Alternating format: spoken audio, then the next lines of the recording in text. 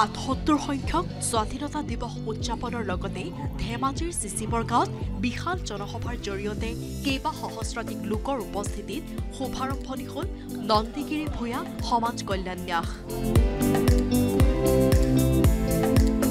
স্বাধীনতা দিৱসৰ শ্বহীদ তৰ্পণ আৰু পতাকা উত্তোলনৰ পাছতে আৰম্ভ হয় মুকলি সভা।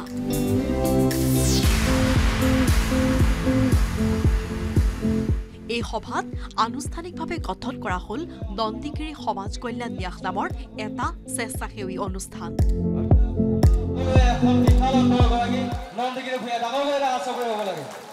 যিখিনি কাম আজি মই বহু বছৰৰ পৰা কৰি আহিছিলোঁ সমাজৰ সেই পিছপৰা শ্ৰেণীৰ লোকসকলৰ বাবে যুগে যুগে এই ট্ৰাষ্টৰ জৰিয়তে যাতে আমি সেই পিছপৰা শ্ৰেণীৰ লোকসকলৰ হৈ কাম কৰিব পাৰোঁ।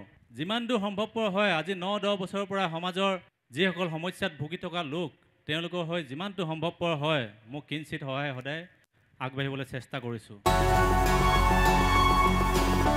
অনগ্ৰসৰ অঞ্চলটোৰ শিক্ষা, বানখহনীয়া, যাতায়াত, চিকিৎসা আদি বিভিন্ন সমস্যাৰে জৰ্জৰিত ৰাইজৰ উন্নয়নৰ মহৎ লক্ষ্যৰে গঠন কৰা হয় এই ন্যাস। তৃতীয় চতুৰ্থ শ্ৰেণীৰ ছাত্ৰ আছিলোঁ। মোৰ দেউতাই চিচিবগাঁও ব্লকৰ সৰু চাকৰি এটা কৰিছিলে। এহাল দম্পতী লগত এটা কেঁচুৱা লৈ সেই শিশুটিক চিকিৎসাৰ বাবে দেউতাৰ ওচৰত সহায় বিচাৰিছিল। কিন্তু দেউতাৰ আঙুলিত এটা সোণৰ আঙুঠি আছিলে। সেই আঙুঠিটো খুলি দি তেওঁলোকক কৈছিলে মোৰ এটা আঙুঠি আছে, এই আঙুঠিটো আপোনালোকে বিক্ৰী কৰি যি পইচা পাব তাৰ পৰা শিশুটিক চিকিৎসা কৰিব পাৰে। সেই দিনৰ পৰাই মোৰ এটা মনত যদি ভগৱন্তই মোক আৰ্থিকভাৱে সবল কৰি তোলে সেই তেনেকুৱা ধৰণৰ লগত কাষত থিয় হ'বলৈ চেষ্টা কৰিম বুলি মই মনতে এটা সপোন পুহি ৰাখিছিলোঁ। ন্যাসৰ মুখ্য পৃষ্ঠপোষক হ'ল বিশিষ্ট সমাজকৰ্মী তথা প্ৰতিষ্ঠিত ব্যৱসায়ী নন্দীগিৰি ভূঞা। প্ৰখ্যাত ব্যৱসায়ীজনে বিগত এটা দশকেই নিজা গাঁঠিৰ ধনেৰে সমাজৰ বিভিন্ন সমস্যাৰে ভাৰাক্ৰান্ত ৰাইজক সহায় সহযোগিতা আগবঢ়াই আহিছে। জনদৰদী লোকজনে নিজৰ আৰ্জিত ধনৰ 25% এই ন্যাসত আগবঢ়াব বুলি সদৰি কৰে।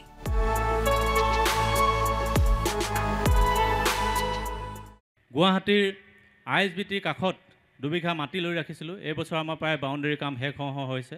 অহা বছৰ আমি তাতে বিল্ডিঙৰ কাম ষ্টাৰ্ট কৰিম। তাৰ উদ্দেশ্য এইটোৱে যে তাতে এটা আমি কোচিং চেণ্টাৰ খোলা।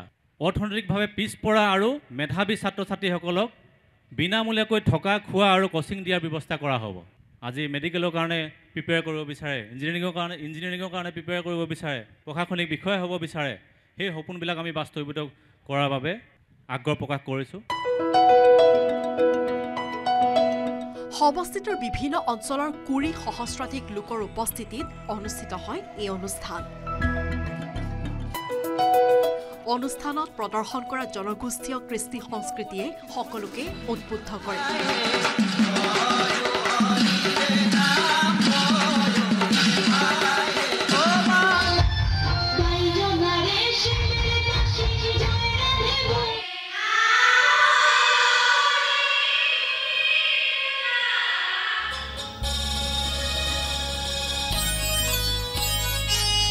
ধেমাজিৰ পৰা মন বিকাশ বৰগোহাঁইৰ report, news 18 Assam North east.